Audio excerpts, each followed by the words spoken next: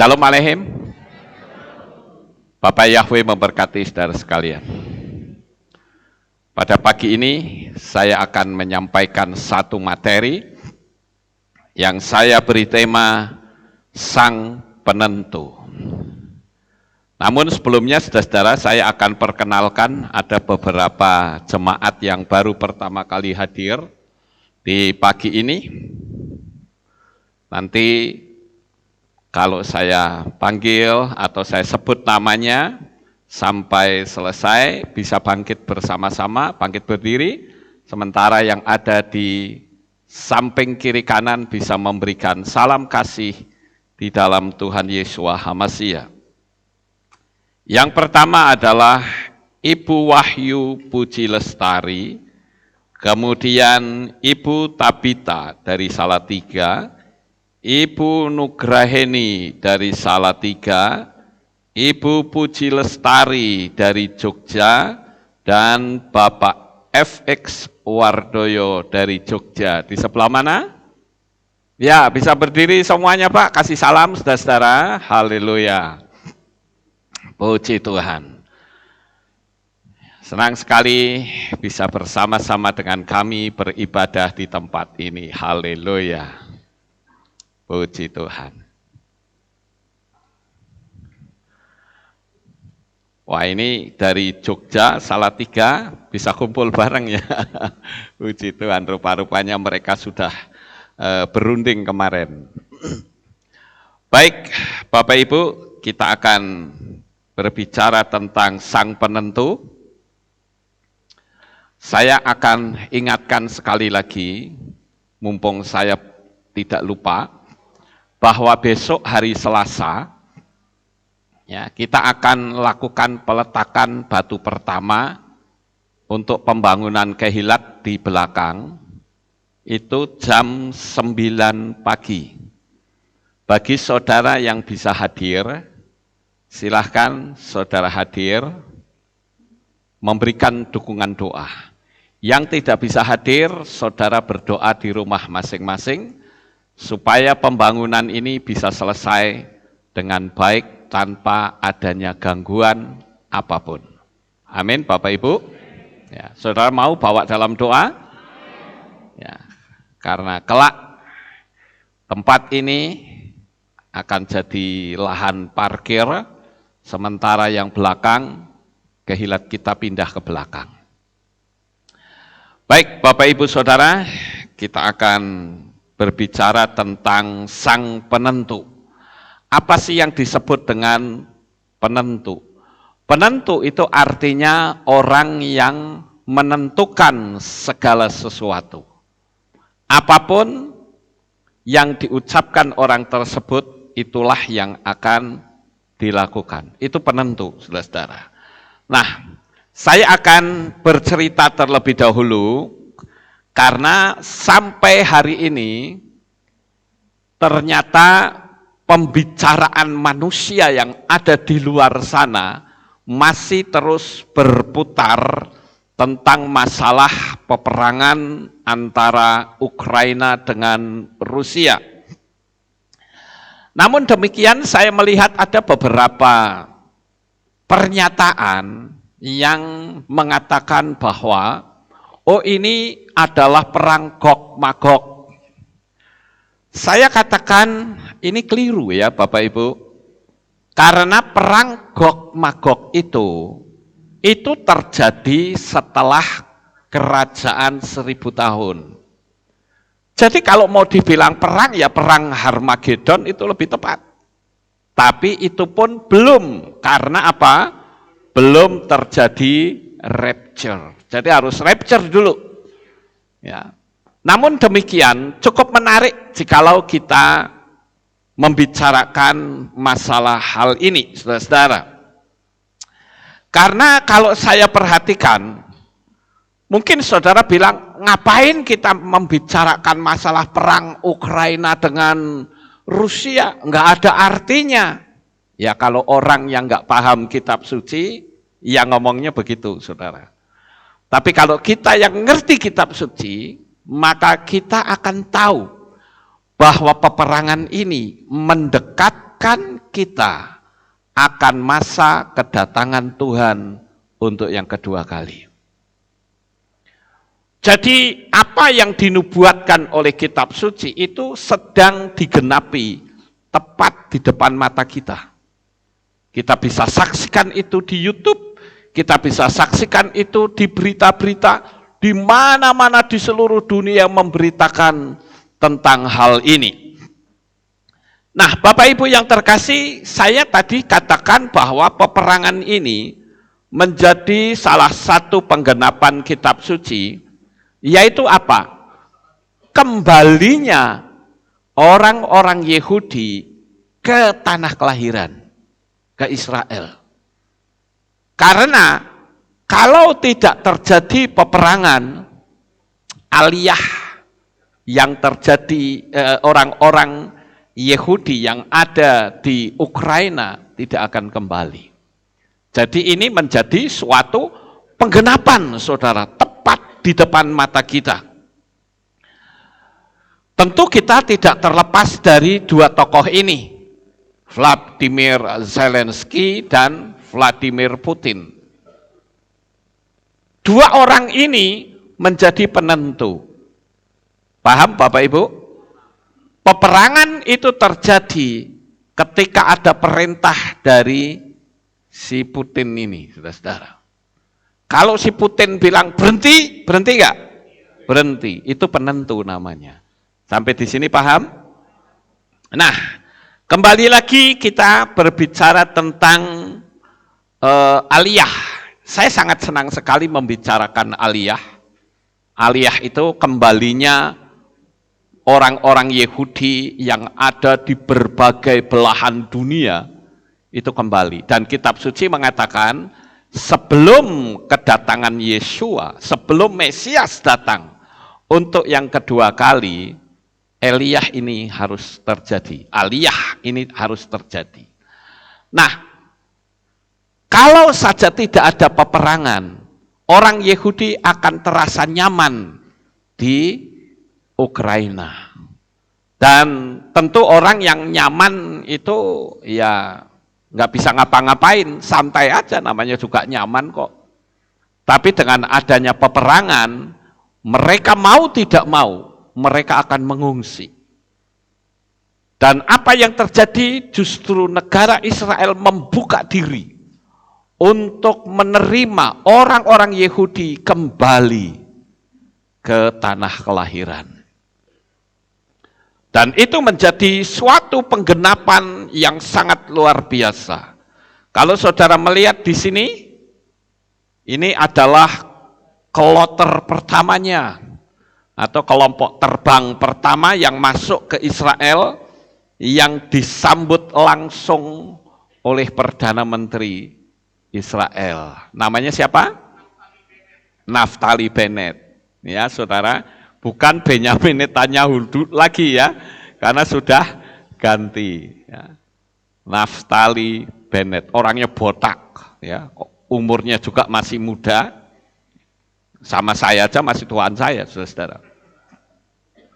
Nah, pada tanggal 6 Maret 2022 kemarin, kelompok pertama masuk dengan disambut lagu Hava Nagila, Venice Mekha, yang artinya mari bersukacita dan bergembira. Mereka menempuh perjalanan yang sangat jauh dari Rumania, dari Moldova menuju ke Israel.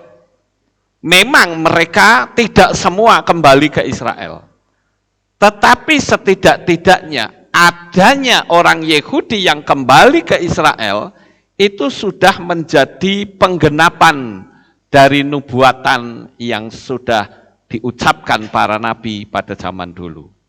Paham, saudara? Kalau saya perhatikan, mereka ada yang mengungsi sampai ke Jerman. Ada juga yang lari ke Polandia. It's okay, nggak apa-apa. Tapi yang kembali ke Israel, itulah yang menggenapi akan nubuatan. Sama seperti sekarang. Apakah semua orang itu memanggil nama Bapa Yahweh? Tidak. Bahkan menghina itu iya, saudara-saudara. Tetapi dengan adanya orang yang kembali memanggil nama yang benar, maka itu sudah menjadi suatu penggenapan. Kalau mereka tidak mau bagaimana? Ya sudah, bukan urusan kita. Tuhan mau ngurus orang yang mau tunduk kepadanya. Saya akan bacakan satu nubuatan yang ada di kitab Yesaya. Nah, ini ketika mereka kembali ke Israel, naik pesawat El Al, itu pesawat Israel, saudara. Saya bersyukur waktu saya ke Israel pertama tahun 96 kalau nggak salah, saya sempat menikmati pesawat ini. Pesawat El Al. Pesawat ini dilengkapi dengan Iron Dome, saudara, yang saya dengar. Jadi kalau di rudal dia nggak akan jatuh. Karena rudalnya pasti akan meleset. Ya, Bapak Ibu. Nah, ini mereka foto bersama pada waktu mereka turun di Ben Gurion, ya. Di lapangan terbang Ben Gurion. Saya akan bacakan terlebih dahulu di dalam kitab Yesaya pasal 11 ayat 12. Ini masih terus dalam penggenapan ya. Jadi apa yang dinubuatkan oleh para nabi ribuan tahun yang lalu betul-betul digenapi di depan mata kita. Sekalipun tidak ada di depan kita tapi melalui layar kaca, itu sama saja kita sedang melihat satu peristiwa yang sama di detik yang sama. Ya, Bapak Ibu. Saya bacakan di dalam Yesaya 11 ayat 12. Dan dia akan mengangkat sebuah panji bagi bangsa-bangsa dan akan mengumpulkan orang-orang Israel yang terbuang dan akan menghimpunkan orang-orang Yehuda yang terserak dari keempat penjuru bumi. Wow, ini betul-betul sedang ada dalam penggenapan. Jadi sekarang ini termasuk juga orang Yahudi yang ada di Indonesia. Mereka membuka diri untuk orang-orang Yahudi itu kembali aliyah. Jadi jangan dianggap kalau ada peristiwa begini, ngapain kita membahas ini? Ya karena Anda tidak tahu. Tapi kalau kita yang paham, kita harus membahasnya karena ini menjadi sebuah nubuatan bahwa sebentar lagi Mesias Yeshua HaMashiach akan datang kembali untuk yang kedua kalinya. Nah, begitu juga di dalam kitab Sakaria pasal 8 ayat 8 dikatakan demikian. Dan aku akan membawa mereka dan mereka akan tinggal di tengah-tengah Yerusalem. Dan mereka akan menjadi umat bagiku. Dan aku akan menjadi Elohim bagi mereka dalam kebenaran dan dalam keadilan. Ini luar biasa ya Bapak Ibu.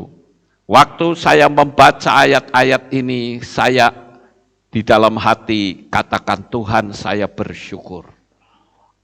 Apa yang dinubuatkan ribuan tahun yang lalu, betul-betul sedang ada dalam penggenapan tepat di depan mata kita.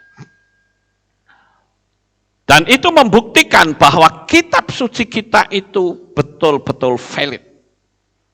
Bukan kitab abal-abal yang cuma ngomong tapi nggak ada apa-apanya. Oleh karena itu saudara, kalau saudara mempercayai kitab suci kita, itu adalah kepercayaan yang tepat. Nah, kalau saya perhatikan saudara, letak geografis Ukraina itu ada di sebelah mana? Ternyata letaknya ada di utara Israel. Maka tergenapi juga nubuatan yang ada di dalam kitab Nabi Yeremia 16 ayat 15. Saya bacakan. Tetapi demi Yahweh yang hidup, yang telah membawa orang-orang Israel dari negeri di sebelah utara, perhatikan kata utara, dan dari seluruh negeri. Di sana di tempat aku telah membuang mereka, dan aku akan membawa mereka kembali ke negeri yang telah aku berikan kepada leluhur mereka. Jadi ini betul-betul sedang ada di dalam penggenapan. Ukraina itu di utara, itu orang-orang pada kembali. Ya. Dan kita lihat masa-masa sekarang ini benar-benar masa di mana nubuatan kitab suci jelas-jelas sedang terjadi di depan mata kita.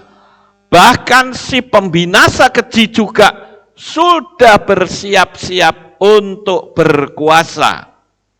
Yang akan terjadi yang namanya satu tatanan dunia baru. Yang dikenal dengan banyak nama ya, ada yang namanya New Age Movement, gerakan zaman baru. Ada juga yang NWO, New World Order. Nah ini New World Order ini yang nanti, ya saudara akan lihat sendiri. Ya. Karena di situ nanti semua akan disatukan. Ada yang namanya sistem agama tunggal.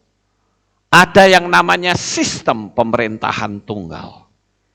Ada yang namanya sistem hukum tunggal. Semuanya disatukan.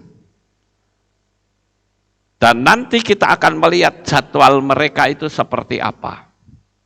Jadi kalau saya perhatikan, ternyata apa yang Tuhan tunjukkan kepada saya itu betul-betul persis seperti yang sekarang sedang terjadi. Jadi saudara-saudara, keributan yang sekarang sedang terjadi antara Ukraina dengan Rusia ini tidak terlepas dari ucapan sang penentu, yaitu seorang presiden atau kepala negara. Penentuan adanya perang atau damai, matinya banyak orang atau indahnya suatu negara itu dimulai dari ucapan seorang presiden. Karena dia adalah seorang penentu. Padahal bagi rakyat biasa, dia nggak akan peduli apakah negara itu dikuasai Ukraina atau negara dikuasai Rusia. Bagi rakyat biasa nggak pusing, saudara-saudara. Yang penting aku bisa bekerja, aku bisa dapat uang, hidupku damai sejahtera, itu yang mereka inginkan. Jadi saudara-saudara, yang saya katakan ini bukan masalah punya jiwa nasionalisme atau tidak. Yang sedang kita bicarakan adalah kehidupan damai. Itulah yang dikehendaki oleh manusia normal. Itu sebabnya NWO itu punya satu tujuan, yaitu menyatukan dunia ini dalam satu tatanan dunia baru. Ya, yang dikenal dengan New Age Movement, gerakan zaman baru. Harus diatur menjadi satu pemerintahan tunggal. Baru peperangan itu berhenti. Itu menurut mereka. Jadi adanya Ukraina, adanya Rusia gontok-gontokan. Karena masing-masing presiden itu saling egois. Ya, saling berusaha untuk merebut kekuasaan. Enggak pernah mikir nanti akibatnya banyak yang mati atau tidak, enggak urusan. Pokoknya aku mau menguasai suatu negara, ya saya kuasai. Seperti dulu Indonesia dijajah Belanda, orang Belanda enggak urusan mau orang Indonesia mati ratusan ribu, kok emang gua pikirin.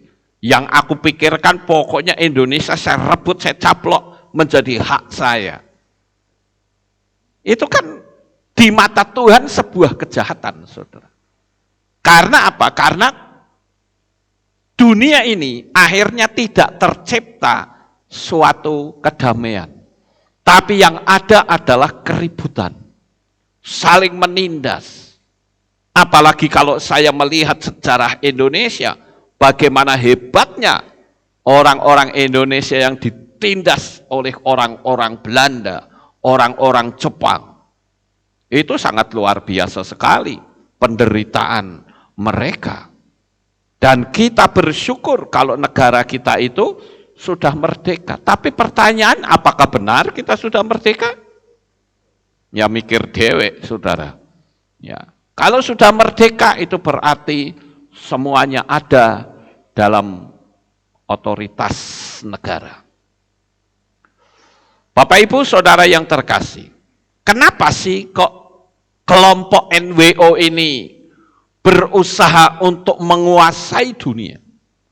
Karena mereka berpikir adanya agama, adanya sistem pemerintahan yang terjadi di mana-mana, itulah biang keributan.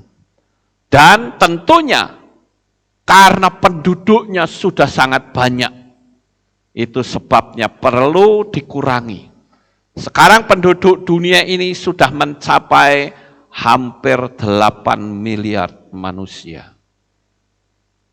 Dan mereka mengatakan bahwa penduduk dunia itu idealnya itu hanya 500 juta saja. Jadi perlu diadakan depopulasi, pengurangan penduduk dunia. Caranya bagaimana? Itu pun sudah ada di depan mata kita. Kita tunggu saja tanggal mainnya, saudara. Ya. Dan ada orang yang berkata, kita itu hanya berencana dan Tuhan itulah yang menjadi penentu. Menurut saudara pernyataan ini benar atau salah? Ayo tolong dijawab benar atau salah. Saya ulang ya sekali lagi, saya berharap saudara masih bisa bersama saya. Saudara masih bisa ikuti saya? Saya mau tanya. Ada orang yang berkata, kita itu hanya bisa berencana dan Tuhan itulah yang menjadi penentu. Benar atau salah? Ada dua kubu nih, ada yang ngomong benar, ada yang ngomong salah. Siapa yang ngomong benar, angkat tangan. Nah, siapa yang ngomong salah? Yang tidak angkat tangan, jawabanmu apa? Wah, karepe lah, bener yo karepmu kono, salah yo karepmu kono, aku tak ngrungokke wae. Bukan begitu, saudara? Iya. Itulah sebabnya saya katakan, terlalu banyak manusia di dunia ini yang tidak bisa merespon sesuatu. Harusnya kita merespon, setidak-tidaknya di dalam hati. Kalau tidak mau ngangkat tangan, hatimu ngomong, oh sing bener kae. Ya. Tapi ada banyak orang-orang di dunia ini yang kurang punya respon, saudara.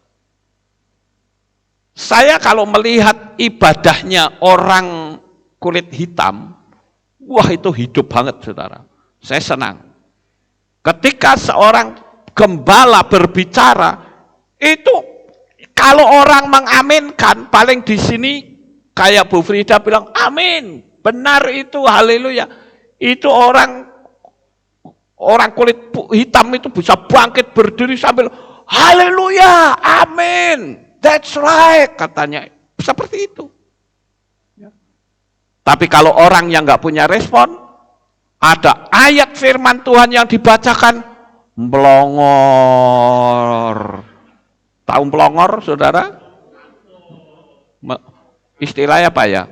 Motone mentorong, tapi ora weruh gong, gitu loh. Matanya terbuka, tapi nggak tahu pikirannya kemana, saudara.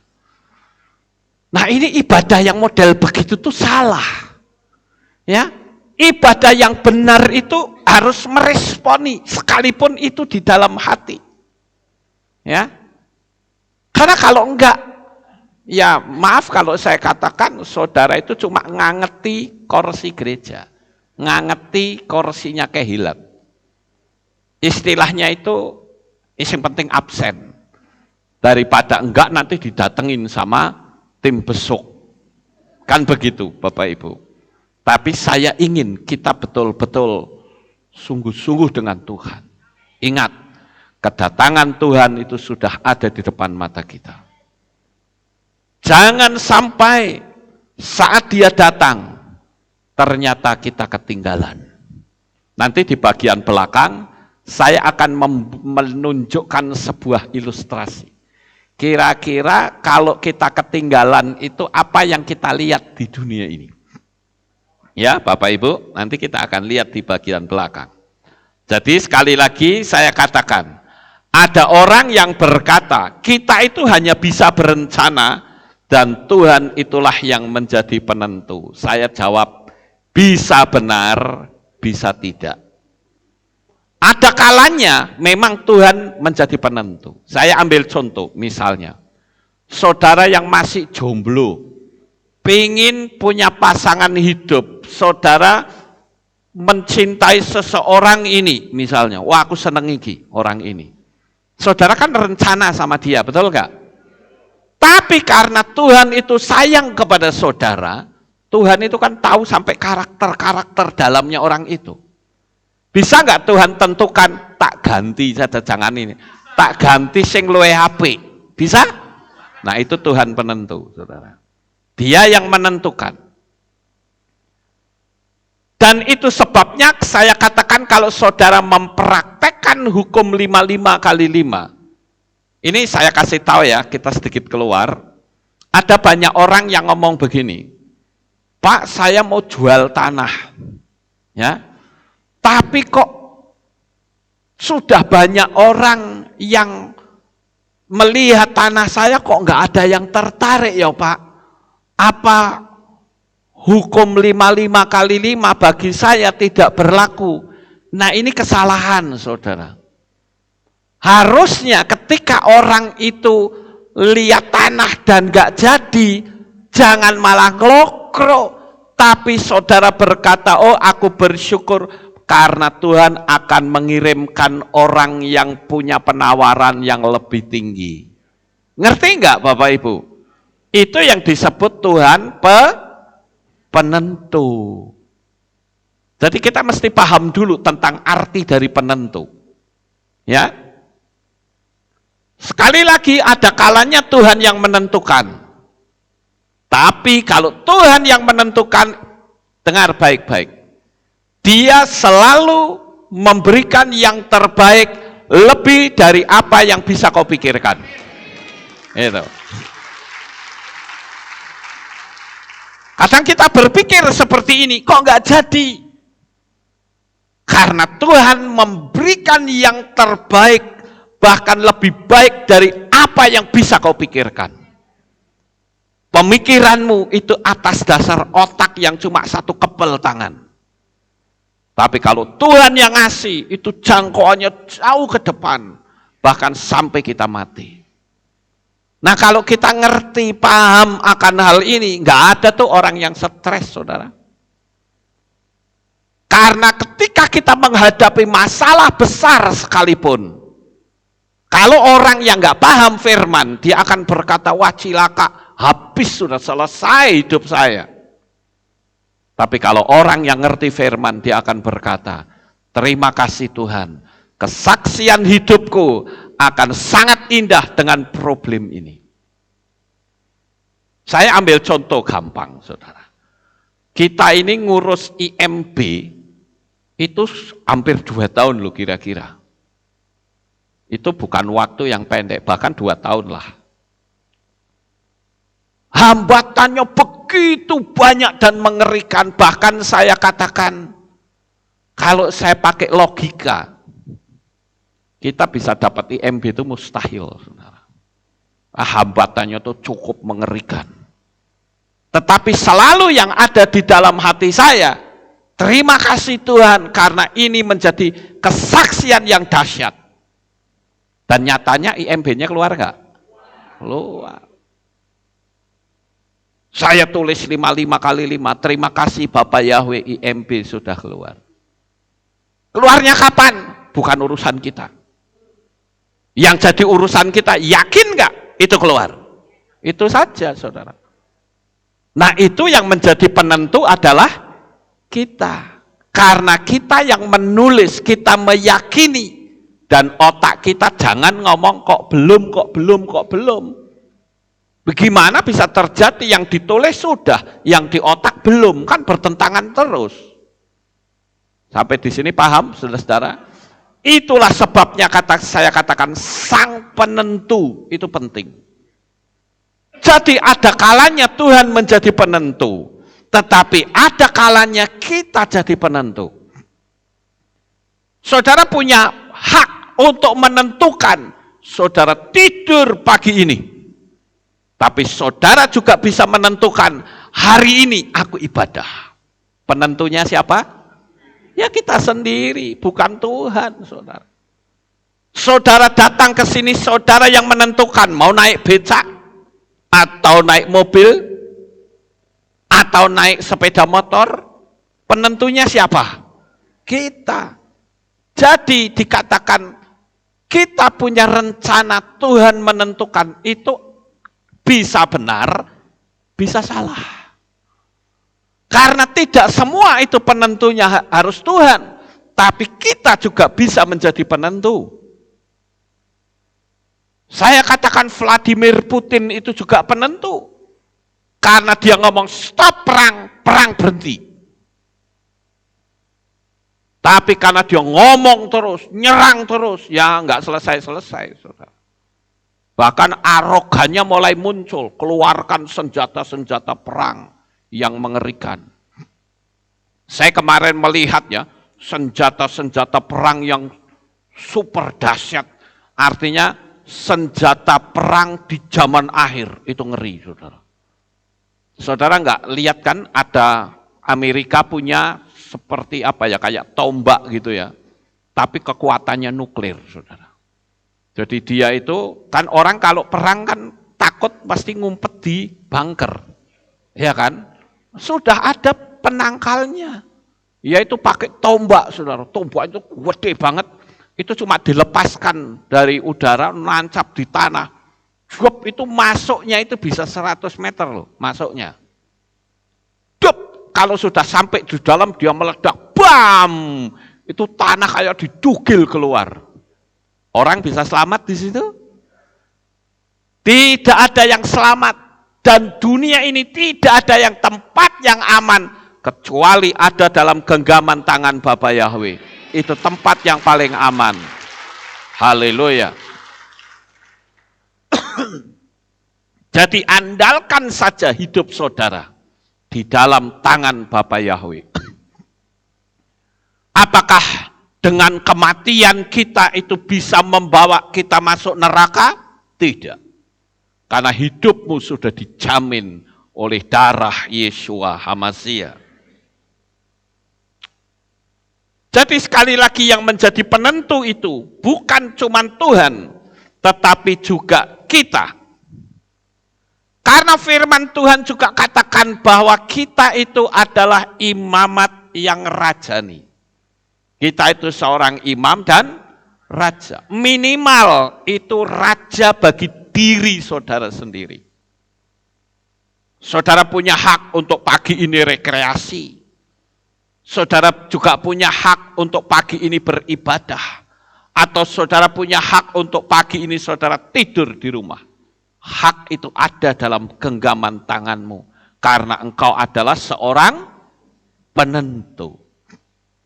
Jadi kalimat ini saya ulang-ulang berkali-kali.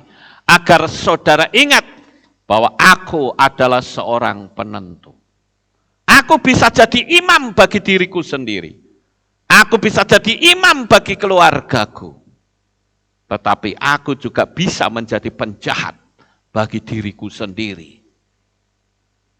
Karena penentu itu penting, saudara. Kita adalah penentu dan penentu masa depan kita sendiri. Kalau saudara ucapannya itu gampang nyinggung orang, gampang melecehkan orang, maka hidupmu akan bermasalah.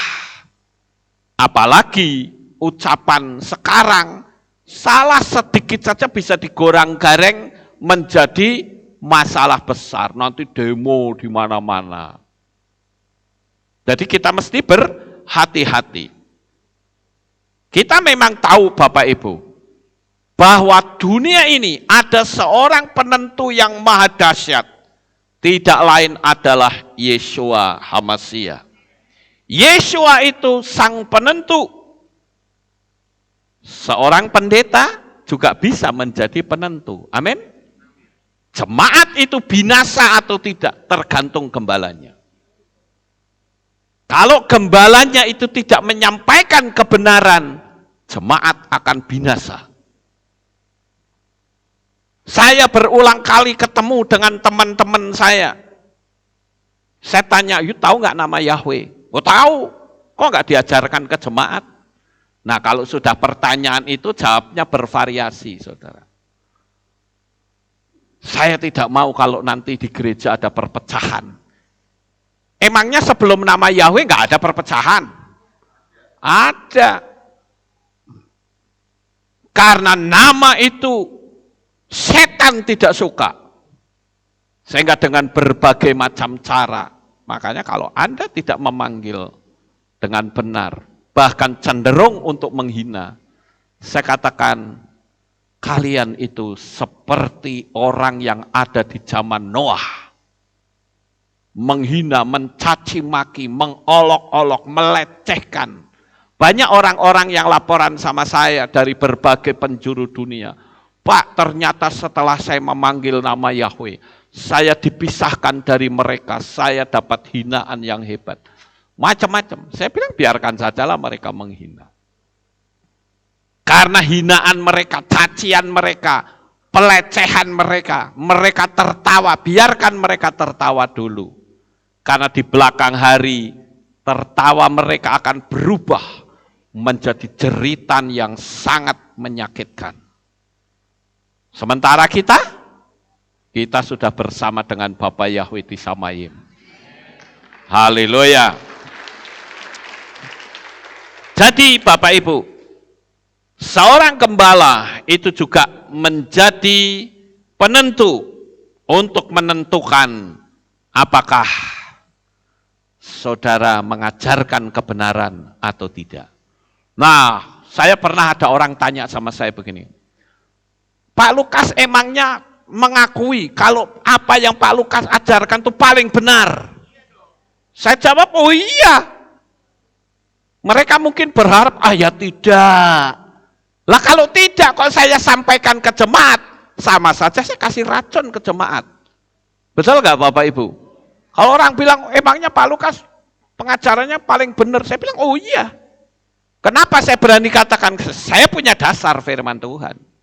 Nggak asal jeplak, asal ngomong, saudara. Lah kalau saya saja tidak yakin kebenaran kok saya beritakan, lah itulah sama saja nggak genah, saudara.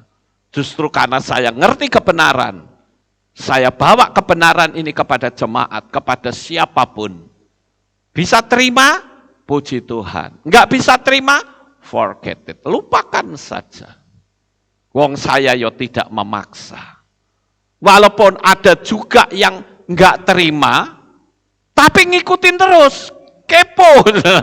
Kepo. Ya bagi saya nggak apa-apa, silahkan Anda kepo. Ya. Apalagi yang paling parah itu apa? Cuma dilihat judulnya saja. Satu materi diambil judulnya kasih komen. Makanya ada yang ngomen begini, tonton dulu baru selesai, baru kasih komen.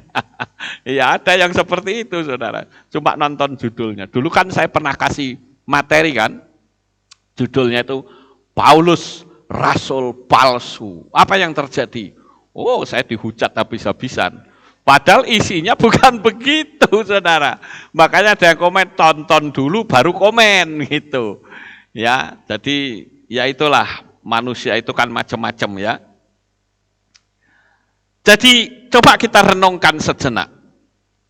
Akibat dari keputusan si Putin untuk melakukan penyerangan ke Ukraina, ada banyak nyawa yang mati. Keluarga yang terpisah, Anak-anak kehilangan orang tua, rumah tinggal berantakan, bahan pangan menjadi langka, harga-harga menjadi naik, jalanan rusak berat akibat bom. Saya melihat, saya ikutin ya, ada seorang tentara, dia pasangin dirinya bom, saudara-saudara. Ini tentara Ukraina, pasangin bom, lalu dia pergi ke jembatan, supaya tank dari Rusia tidak masuk, dia ledakkan dirinya sendiri, bam gitu, sampai jembatannya itu runtuh, saudara. Sehingga tank dari Rusia tidak masuk. Wah, ngeri. Betul-betul mengerikan. Akibat ucapan dari seorang Putin bisa terjadi seperti itu. Anak-anak kehilangan orang tua. Banyak yang jadi yatim. Bahkan keluarga tercerai-berai, pisah kemana-mana. Kota Kiev itu adalah kota yang sangat indah. Ya, kalau sudah lihat di Ukraina, ketika kota Kiev itu indah sekali kotanya. Sekarang carut-marut gak karu-karuan, saudara. Keindahannya itu hilang sama sekali. Dan saya yakin Putin tidak pernah berpikir bahwa tindakannya akan memakan banyak korban dan penderitaan. Jadi saya katakan, bukan cuma si Putin, tetapi saudara dan saya adalah seorang penentu. Keselamatan diri kita sendiri, itu juga yang menentukan kita. Manusia diberikan hak dan kebebasan untuk memilih. Kenapa masih banyak orang yang ikut Tuhan, tapi sebenarnya masih meragukan kebenarannya? Pernah nggak saudara mikir, corona ini sakjane bikinan atau alamiah menurut saudara? Bikinan atau alamiah? Bikinan, saudara. Saya tunjukkan. Ini ada sebuah film The Simpsons. Ini sebetulnya sudah memprediksi apa merencana ya? Makanya tak kasih pertanyaan, prediksi apa rencana ya? Ini luar biasa ya, saudara-saudara. Ini film ini dibuat 24 tahun yang lalu. Menceritakan tentang virus corona. Menceritakan tentang korbannya. 24 tahun yang lalu loh. Bukan 1-2 tahun, 24 tahun yang lalu yang belum ada apa-apa. Film Simpson ini betul-betul akurat sekali. Maka saya cuma sebuah pertanyaan. Ini memprediksi apa merencana? Nah ini saudara, ini videonya ya. Filmnya. Ini film 24 tahun yang lalu. Kita lihat yang lain. Nah ini juga. Ini ya. The Simpsons ini sebenarnya memprediksi apa merencana 24 tahun yang lalu bisa terjadi saat ini. Tepat persis seperti apa yang difilmkan itu. Termasuk waktu Donald Trump turun dari eskalator. Sama kan gambarnya? Kenapa bisa seperti itu, saudara? Ya kita pikir sendiri sajalah. Tapi yang jelas itu adalah sebuah konspirasi. Jadi kita, itu sebenarnya acuan kita itu kitab suci. Sebagai ketetapan selama-lamanya. Tapi faktanya, ada nggak orang yang ketika menghadapi masalah lari ke dukun? Oh banyak, saudara. Beberapa waktu yang lalu saya mendapatkan seseorang yang WA saya. Saya nggak perlu sebut namanya, orang itu bertanya kepada saya begini. Pak, saya itu punya penyakit yang cukup aneh. Boleh nggak kira-kira kalau saya ikhtiar pergi ke dukun, Pak? Kira-kira saya akan menjawab, boleh nggak kira-kira, saudara? Apakah saya akan berkata, oh gitu ya, boleh saja ikhtiar ke dukun. Siapa tahu nanti di dukun kamu disembuhkan. Boleh saja, nggak masalah. Apakah kira-kira saya akan menjawab seperti itu? Nggak mungkin, saudara. Saya akan mengatakan, Anda pergi ke dukun, itu kekejian bagi Bapak Yahweh. Dan kalau engkau tidak bertobat, kau akan mati binasa. Karena sudah mempersekutukan Bapak Yahweh dengan setan. Jadi, sebaiknya mintalah kesembuhan dari Bapak Yahweh. Emangnya Bapak Yahweh tidak sanggup menyembuhkan? Sangat sanggup, dia disebut Yahweh Rafa kok. Ya. Dia katakan saya itu punya penyakit, ke dokter katanya saya nggak apa-apa. Tapi saya begini, itu banyak faktor, saudara. Bisa juga dari kuasa kegelapan, tapi bisa juga dari pikiran. Macam-macam, itu mesti dikonseling dulu, ditanya dulu, bagaimana asal mulanya, baru kita ketahuan apakah ini dari setan atau dari pikiran sendiri. Harus begitu, saudara-saudara. Jadi, kalau saya amati, itu banyak sekali orang-orang yang saat ini sedang terlena. Mereka tidak sadar bahwa sebenarnya hidup manusia itu singkat. Dan orang-orang yang ada di sekitar kita, atau yang kita sayangi, bisa saja kita tinggalkan. Saudaraku yang terkasih, sekali lagi saya tekankan, engkau harusnya bersyukur karena Yesua menjadi penentu pelepasan kehidupan kita yang penuh dengan dosa, sehingga kita memiliki hak untuk masuk ke Syamaim. Yesua itu juga seorang penentu. Saya teringat bagaimana ketika pagi hari ada seorang perempuan yang dieret-eret di depan Yesua. Lalu di situ ahli Taurat dengan sombongnya berkata, menurut hukum Mose, seorang perempuan yang kedapatan berzina, dia harus dilempari dengan batu sampai mati. Sekarang menurut pendapatmu bagaimana? Wah, Yesua dijebak, saudara. Kalau Yesua mau melempari perempuan itu dengan batu atau bilang, oke, kita tunduk pada hukum Mose, lempari perempuan itu dengan batu. Maka mereka akan berkata, katanya kamu menurunkan anugerah. Katanya kamu adalah seorang yang memberikan keselamatan, memberikan kasih, kok kamu izinkan? Berarti ahli Taurat juga menyadari bahwa hukuman rajam batu itu sadis, betul nggak saudara?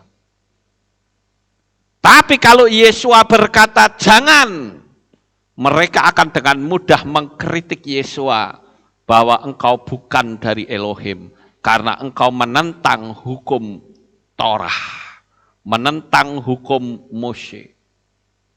Lalu Yesua menjawab, siapa di antara kalian yang tidak pernah berbuat dosa? Nih, ambilin batu, nyoh, lempar perempuan itu dengan batu. Ayo. Mereka mundur, nggak ada yang berani, saudara. Mereka sudah bawa batu. Mungkin Yesua juga ngelulu juga bisa kan? Bayangan saya, cukup ke watu, duduk ke. Nyoh, kamu mau ngelemparin dia dengan batu, tak kayak gede sisan. Ayo. Tapi kamu merasa dirimu benar, ayo lemparin perempuan itu dengan batu. Enggak ada satu orang pun yang berani melempar perempuan itu dengan batu. Ahli Taurat yang jenggotnya panjang-panjang, mereka melepaskan batunya satu persatu. Mereka balik belakang, pergi, pating keluyur, saudara-saudara. Karena mereka menyadari bahwa aku juga orang berdosa yang tidak berhak untuk menghakimi orang lain. Yesua sang penentu. Dia menentukan bahwa perempuan ini harus hidup. Dan ternyata hikmatnya membuat perempuan itu selamat. Amin, Bapak Ibu. Dia pun menjadi penentu. Kalau saudara bisa percaya kepada Bapa Yahweh di dalam Yeshua HaMasiah, itu juga karena Yeshua menentukan engkau diselamatkan. Tapi kita berhak untuk menolak. Betul nggak saudara? Jadi penentunya Yeshua juga penentu, kita juga penentu. Kita punya hak untuk menolak. Kalau saya memberitakan firman Tuhan di upacara kematian, yang nonton kan, yang dengerin kan bukan cuman yang seiman dengan kita. Mereka dengar, mereka pun jadi penentu. Berhak untuk menolak, berhak untuk menerima. Seorang penentu itu penting, saudara. Yeshua juga menjadi seorang penentu. Bagaimana perempuan Sirofenisia yang selalu dihujat dan dihina oleh orang-orang Yahudi, Yeshua memberikan mujizat kepadanya. Di sini kita melihat bahwa Yeshua itu adalah Tuhan yang memiliki segala kuasa baik di dunia maupun di dunia yang akan datang. Ada beberapa ayat yang menguatkan kita bahwa Yeshua itu adalah seorang penentu. Matius 28 ayat 18 dikatakan, dan seraya mendekat Yeshua berbicara kepada mereka sambil berkata, segala otoritas di sorga dan di bumi sudah diberikan kepadaku. Wow, luar biasa ya saudara. Otoritas di bumi dan di sorga Yeshua punya. Yohanes 14 ayat 6 dikatakan, Yeshua berkata kepadanya, akulah jalan dan kebenaran dan hidup. Tidak seorang pun datang kepada Bapa jika tidak melalui aku. Yohanes 3 ayat 16, sebab Elohim demikian mengasihi dunia ini, sehingga dia mengkaruniakan putranya yang tunggal, supaya setiap orang yang percaya kepadanya tidak akan binasa, melainkan dapat memperoleh hidup yang kekal. Di dunia ini ada begitu banyak kepercayaan dan agama. Dan semua agama itu mengajarkan tentang kebenaran. Tapi keselamatan hanya ada dalam satu nama, yaitu Yeshua HaMasiah. Tuhan dan Juru Selamat kita. Haleluya.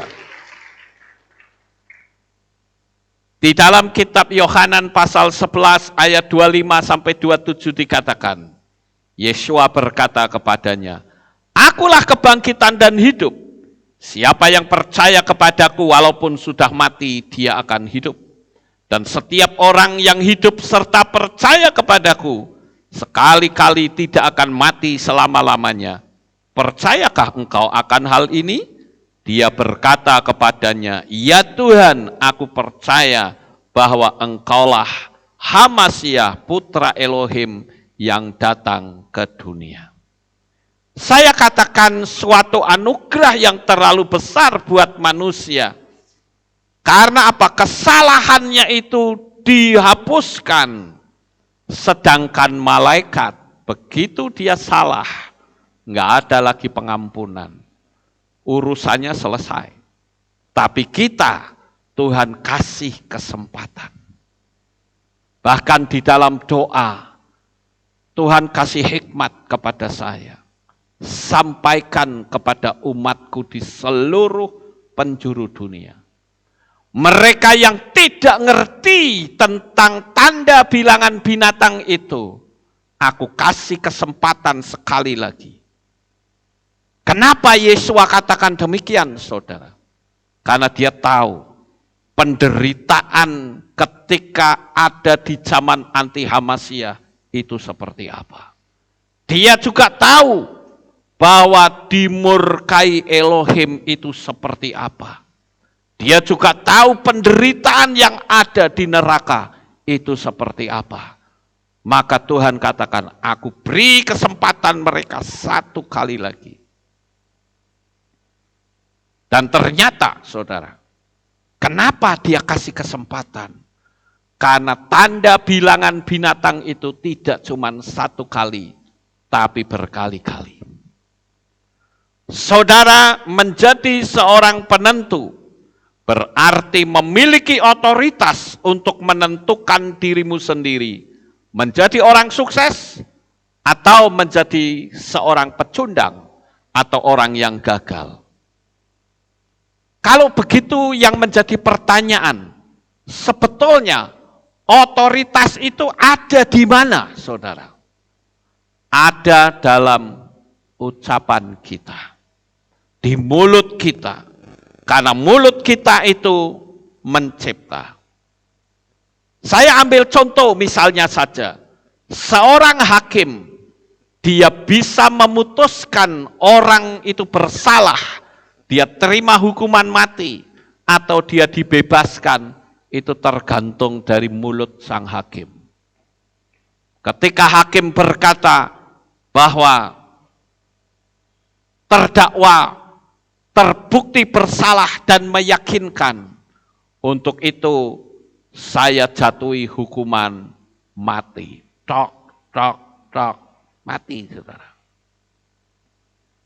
Jadi kalau begitu otoritas itu ada pada apa? Kekuasaan atas mulut. Ada orang yang ketika mengusir setan, dia mesti teriak-teriak. Saya bilang nggak perlu. Setan tuh nggak lari karena teriakan kita. Amin. Tapi dia lari karena otoritas yang besar yang ada dalam diri kita. Jangan sampai saudara punya pendapat, ngusir setan lari kalau kita teriak sak kenceng-kencengnya. Yang keluar bukan setannya, otot lehernya yang keluar, saudara. Jadi kalau ngusir setan, setan pergi nggak kamu? Itu saja sudah pergi. Wong saya pergi ke kuburan tengah malam saja, setan nggak ada yang keluar. Iya kan? Saya berpikirnya sampai muncul tak syuting mukanya setan. Buktinya nggak keluar, saudara-saudara. Karena saya yakin dalam diri saya ada otoritas. Saudara sudah lihat kan videonya? Ya. Otoritas itu penting, saudara-saudara. Di dalam kitab Mislei atau Amsal 18 ayat 21.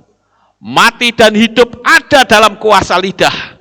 Dan orang yang mencintainya akan memakan buahnya. Matius 12 ayat 37. Sebab atas dasar perkataanmu, kamu akan dibenarkan. Dan atas dasar perkataanmu, kamu akan dipersalahkan. Matius 16 ayat 19. Dan aku akan memberikan kepadamu kunci-kunci kerajaan surga. Dan apapun yang kau ikat di bumi, akan terikat di surga, dan apapun yang kau lepaskan di bumi akan terlepas di surga. Matius 18 ayat 18 diulang kembali. Ini penting, saudara.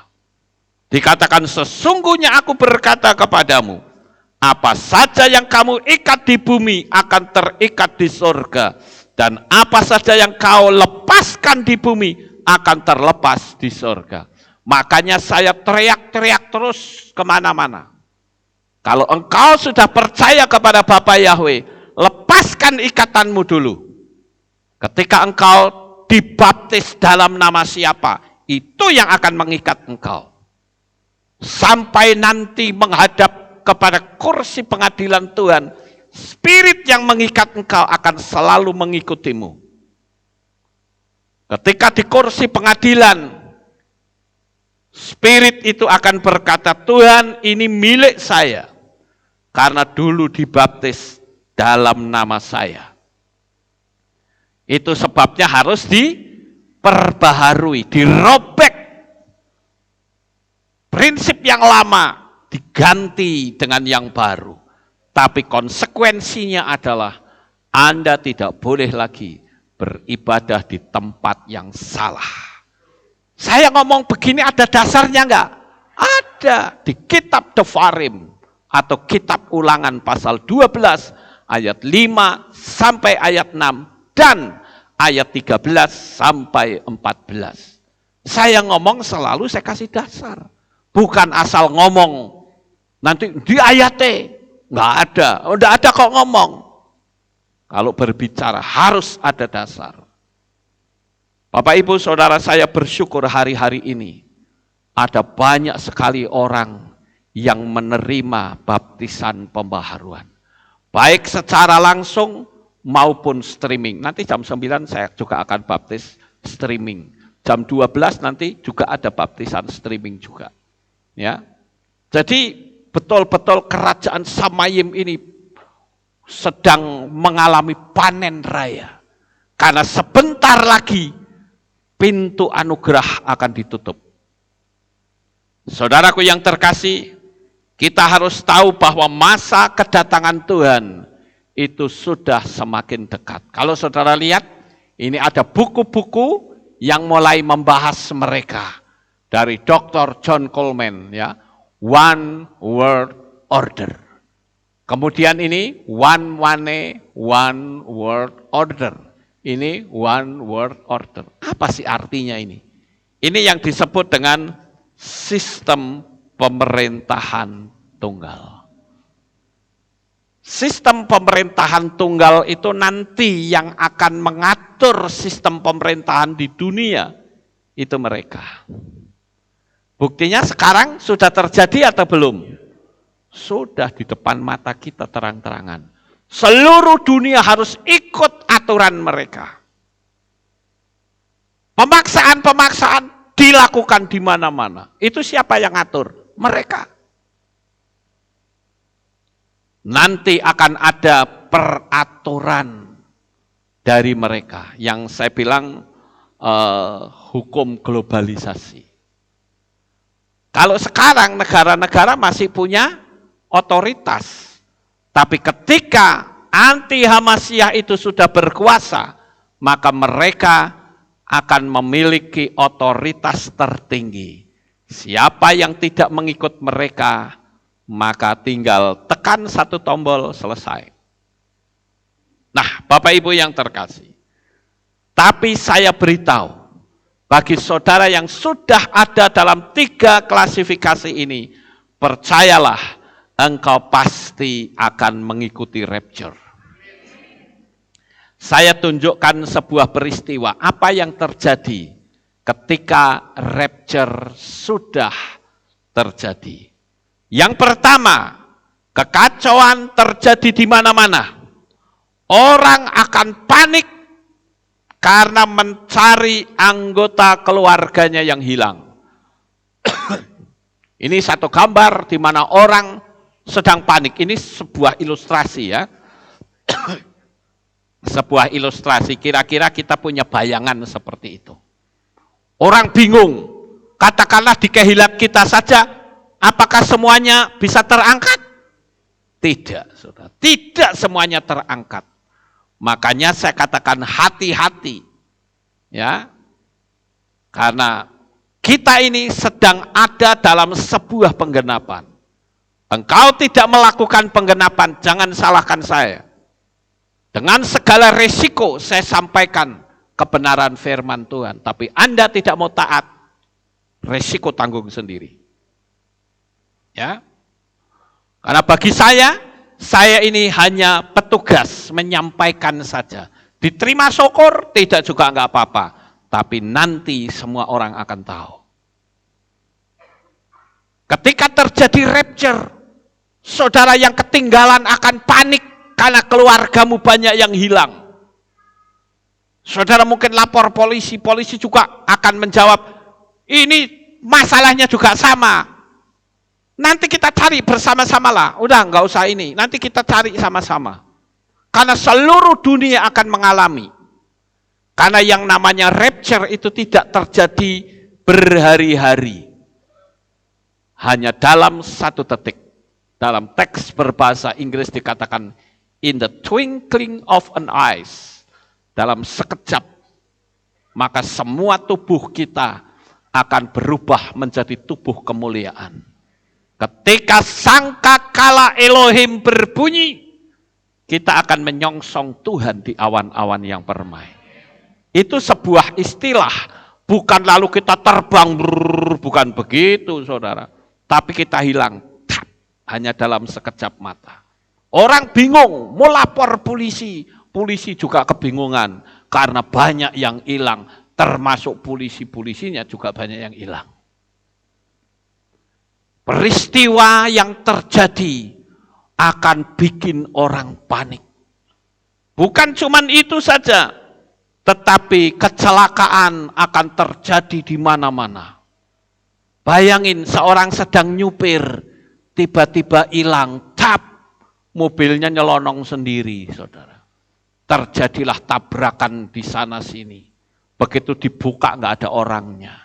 Sudah pada hilang orangnya. Tabrakan di mana-mana, berantakan semuanya. Itulah yang terjadi ketika terjadi rapture. Dan tentu saja, kalau orang yang mengalami kecelakaan itu belum hilang, berarti dia akan berdarah-darah di situ. Dan ingat saudara, setelah peristiwa pengangkatan, maut lari meninggalkan manusia. Nih, hati-hati saudara. Saya dulu pernah punya video, cuman sayang dihapus oleh YouTube, saudara.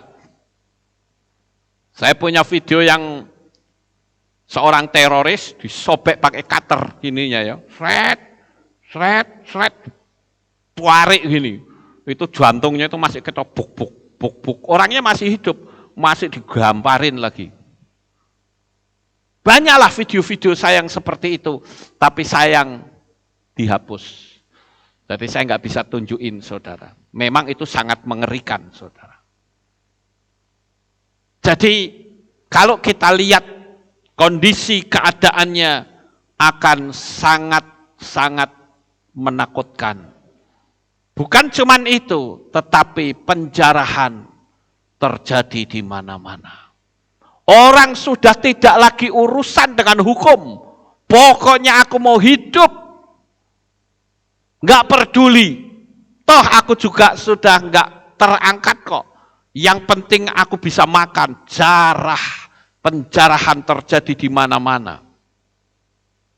Dan bukan cuman itu. Tapi ini yang lebih mengerikan. Jemaat panik.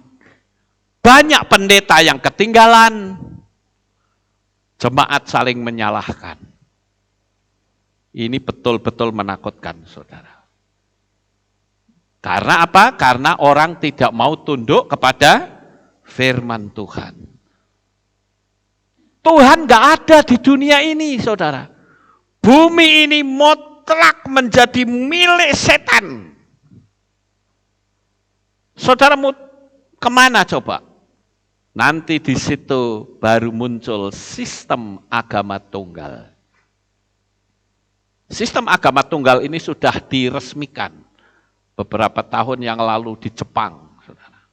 Tetapi semua agama masih diperbolehkan untuk memakai aturan masing-masing.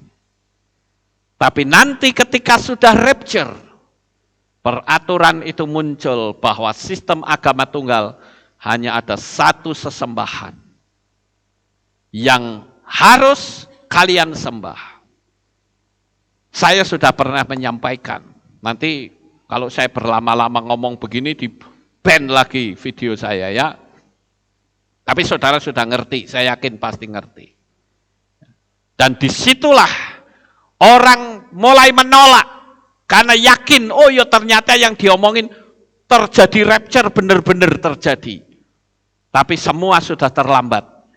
Aku harus mempertahankan tubuhku, darahku sendiri. Supaya bisa bertahan sampai masa the Great Tribulation berakhir. Upahnya cuma masuk ke kerajaan 1000 tahun, saudara-saudara. Saya sudah menyampaikan hal ini.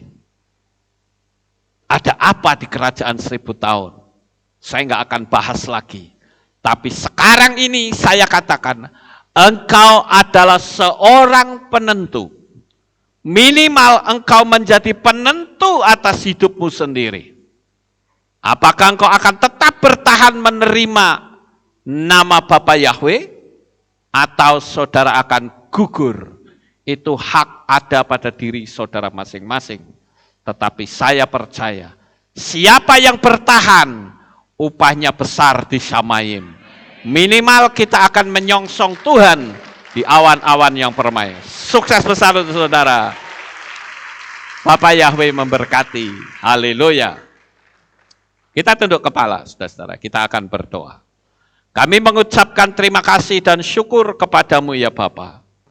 Pada pagi ini kami telah mendengarkan renungan firman-Mu. Biarlah apa yang kami dengar akan memacu diri kami sendiri.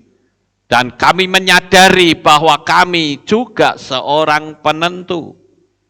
Kami akan menentukan diri kami sendiri untuk tetap setia kepada Bapa Yahweh, apapun resikonya. Dan kami pun akan tetap ada dalam kemurnian. Kami tidak akan pernah mau menerima tanda bilangan binatang itu, apapun resikonya. Terima kasih Bapa, kami serahkan tubuh jiwa roh kami dalam tangan kuasa-Mu. Di dalam nama Adonai Yeshua HaMashiach, kami sudah berdoa. Amin. Kita akan dengar pengumuman, saudara-saudara. Shalom, berjumpa kembali dalam Aleftal Breaking News. Berikut kami sampaikan pengumuman minggu ini. Info Men's Club akan diadakan ibadah Padang pada tanggal 26 Maret 2022 di Gunung Tidar dengan biaya 5.000 per orang. Dan ibadah ini dibuka untuk umum. Bagi saudara yang berminat, dimohon untuk berkumpul di Kehilat pukul 6:30 pagi. Kami dari Divisi Singer membuka kesempatan bagi Bapak atau Ibu yang rindu untuk melayani dalam bidang Praise and Worship, khususnya Singer. Saudara dapat menghubungi Ruben Ferry di nomor 085 866 222 527. Aksi donor darah. Dalam rangka memperingati perayaan Purim, akan diadakan aksi donor darah pada hari Minggu 20 Maret 2022 pukul 9 pagi sampai 11 siang di Kehilat Aleftal. Bagi saudara yang berminat dapat langsung menghadiri kegiatan ini di Kehilat. Hadirilah Hari Raya Purim pada hari Rabu 16 Maret 2022 pukul 6 sore dengan tema Sukacita Kemenangan. Dan dalam rangka memeriahkan rangkaian perayaan 7 Hari Raya, Panitia 7 Hari Raya akan mengadakan beberapa rangkaian acara. Yang pertama, lomba mewarnai dan melukis tingkat SD dengan kategori anak sekolah minggu. Kedua, lomba cerdas cermat kitab suci dengan kategori pra-remaja dan youth. Dan ketiga, lomba video TikTok Selamat Paskah 5782 dengan kategori jemaat umum.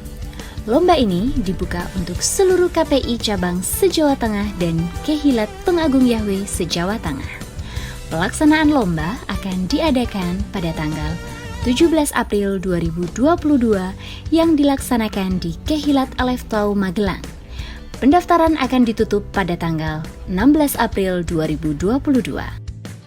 Untuk informasi lebih lanjut, dapat menghubungi Saudara Petra di nomor 089 613 000 369 atau Ibu Rahma di nomor 081 326 238 338. Demikian pengumuman minggu ini. Sukses besar, Bapak Yahweh memberkati. Bapak Ibu, sekali lagi saya ingatkan kalau saudara besok Selasa bisa hadir, silakan hadir untuk kita berdoa di belakang, di pelataran yang akan kita buat Kehilat untuk peletakan batu pertama. Yang juga nanti akan dihadiri oleh warga kampung dan kelurahan, ya Bapak Ibu. Jadi saya ingin bagi saudara yang punya kesempatan silahkan bisa hadir. Kita akan akhiri kebaktian kita, saya mengundang jemaat Tuhan kita bangkit berdiri, kita akan tutup dalam doa. Terima kasih Bapak Yahweh, selesai sudah ibadah kami. Dari awal pertengahan sampai pada akhirnya. Sebentar lagi anak-anak-Mu akan kembali pulang ke rumah mereka masing-masing.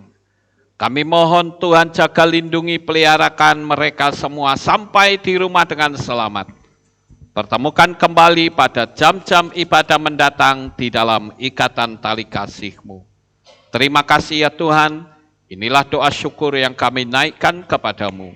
Di dalam nama Adonai Yeshua HaMashiach, kami sudah berdoa. Mari kita angkat tangan kita, dan kita akan menerima berkat Kohanim. Haleluya.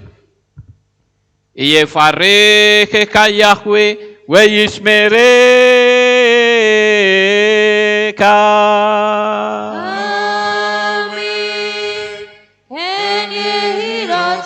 Yair Yahweh panau eleka, wihuneka.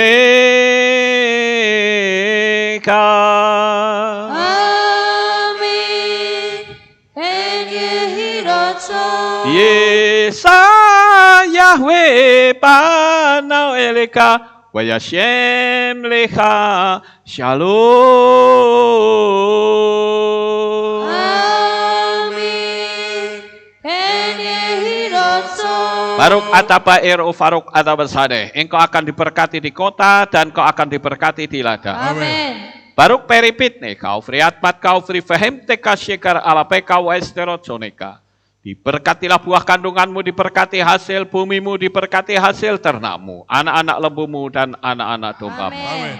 Baruk tanah kau misyarteka, diberkatilah bakulmu dan tempat adonan. Amin.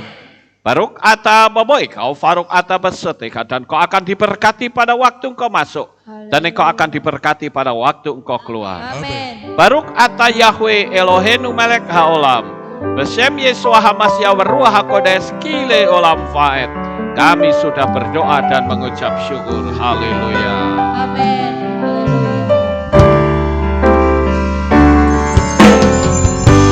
Yevarechecha, veyishmerecha, Yevarechecha. Yair Yahweh, panau elecha, vihuneka.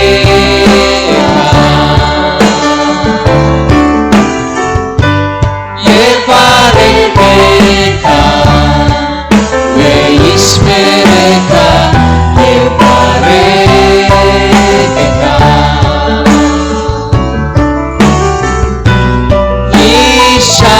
Yishayahweh, panau elecha, vihuneka.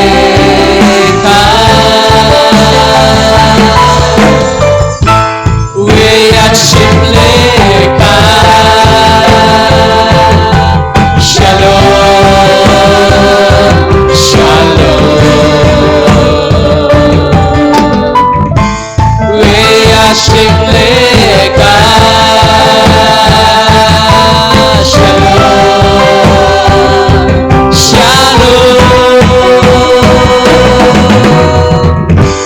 Yevarechecha, veyishmerecha, Yevarechecha.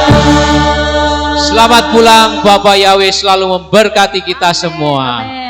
Dikala ku berdoa, teringat kamu. Jauh mata memandang, juga ada kamu. Karena besar kasih-Nya, kita dijadikannya satu dalam keluarga besar Yesus Tuhan.